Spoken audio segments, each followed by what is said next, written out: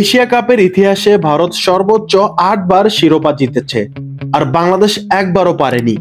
ঠিক এই জায়গাটাকেই হাতিয়ার বানিয়ে বিতর্কিত মন্তব্য করেছেন ভারতের সাবেক অফ স্পিনার রবিচন্দ্রন অশ্বিন। নিজের ইউটিউব চ্যানেলে এশিয়া কাপ নিয়ে আলোচনায় বসেছিলেন অশ্বিন। সেখানে যেন ক্ষুরধার কথার তীর ছুড়ে দিলেন বাংলাদেশ সহ অন্যান্য এশিয়ান দলের দিকে। তার মতে এশিয়া কাপ আদৌ প্রতিযোগিতামূলক কোনো টুর্নামেন্ট নয়, বরং দক্ষিণ আফ্রিকাকে এনে আফ্রো এশিয়া কাপ আয়োজন করলে তবেই প্রতিদ্বন্দ্বিতা বাড়বে। এমনকি অদ্ভুতভাবে তিনি দাবি করেন ভারতের দুটি দল খেলালে নাকি টুর্নামেন্টে উত্তেজনা আসবে।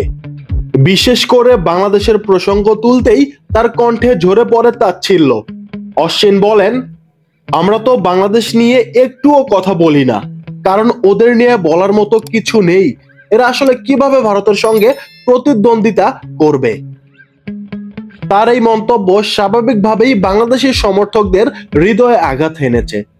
অন্যদিকে তিনি আরো মন্তব্য করেছেন, ভারত ছাড়া অন্য কোনো দল এশিয়া কাপ জিতুক, তার মতে তবেই এশিয়ার ক্রিকেটে প্রতিযোগিতা তৈরি হবে। 2024 টি-20 বিশ্বকাপে ভারতের শিরোপা জয়ের পর থেকে শেষ 20 ম্যাচে 17টি জয় তুলে নেওয়ার দাপটও তুলে ধরেন অশ্বিন।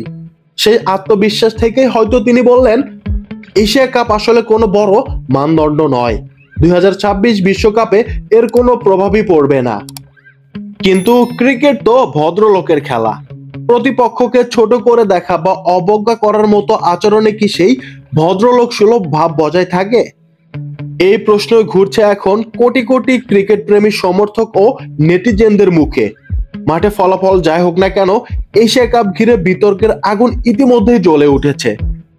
অশ্বিন হয়তো ভুলে গেছে এমন এমন গুরুত্বপূর্ণ ম্যাচে বাংলাদেশ ভারতের বিপক্ষে জিতেছে যে সেই পরাজয়ের গ্লানি হয়তোবা ভারত কখনো ভুলতে পারবে না।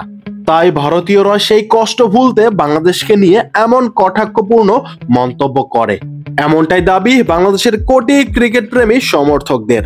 অশ্বিনের কথায় আপনি কি ভাবছেন? চাইলে কমেন্টে মতামত করতে পারেন, আর প্লিজ সাবস্ক্রাইব করবেন।